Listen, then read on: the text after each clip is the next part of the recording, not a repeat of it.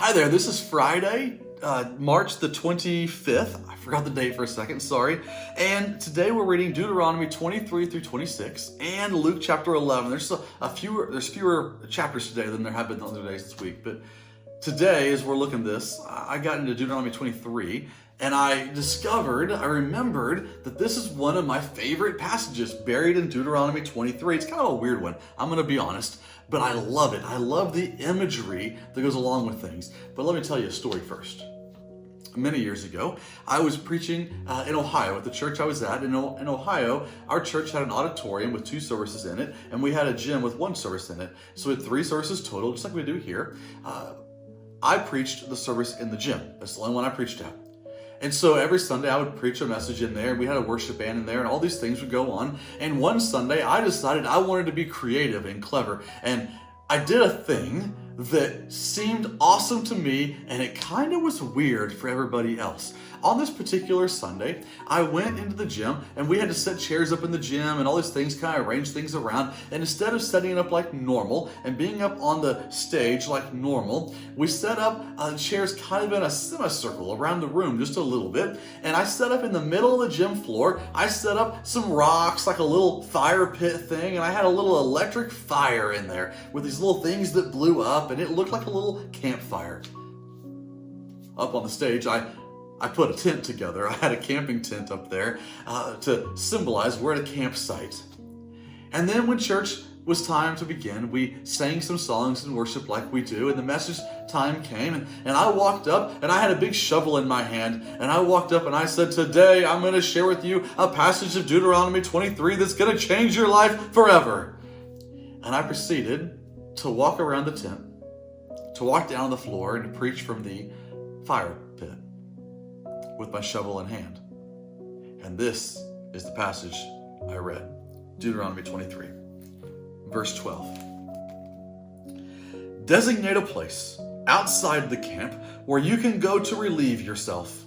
As part of your equipment, have something to dig with, and when you relieve yourself, dig a hole and cover up your excrement. That's the fancy Bible word. It means poop, just so you know. For the Lord your God moves about in your camp to protect you and to deliver your enemies to you. Your camp must be holy, so that he will not see among you anything indecent and turn away from you. And I looked at the church, and I said, church, we have to live our lives so that we're not pooping all over everything in our life. I thought it was funny. I was young. People in the church looked at me like this. And when I laughed at my own little joke, people kind of said, and nervously chuckled all around the room. And I've learned, since then, that when you're having a church service with a mixed group of people all around, it's maybe not the wisest to yell at everybody in the church, you've got to poop outside the camp. But that's what it says in Deuteronomy 23. Let's be honest. I can say it here on the video, I think. That's what it says. Here's the biblical principle. Our lives are full of sin. I'll be honest with you. I sin. I'm the pastor of the church, and I sin. My sin looks different than your sin, but you sin too. And we all have it. And we all try to hide it. And we all carry it with us as unseen baggage. We've all got it in our back pocket, and we've all got it in our hands. And it's in our mind, it's in our heart.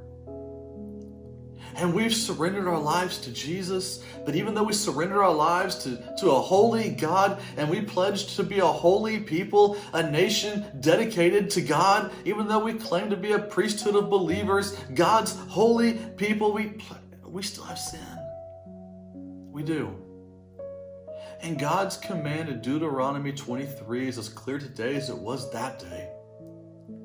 Take everything that is indecent, that is unholy, that is backwards, that is gross, and that is shameful. Take everything like that in your life, every sinful thought and every action, every behavior, every habit, every addiction. You take it outside the camp. You dig a hole, and you bury it. And then you come back into the camp, into God's place, and you're holy. I want to encourage you today. You know your sin. I don't know it. You've hidden it from me. You know your sin. And you've tried to hide it from God, but God knows it too. I want to encourage you today. Maybe metaphorically, maybe literally. You walk outside of your house. You walk outside the camp. You dig a hole and you bury it. And you leave whatever is shameful, whatever is detestable to the Lord there.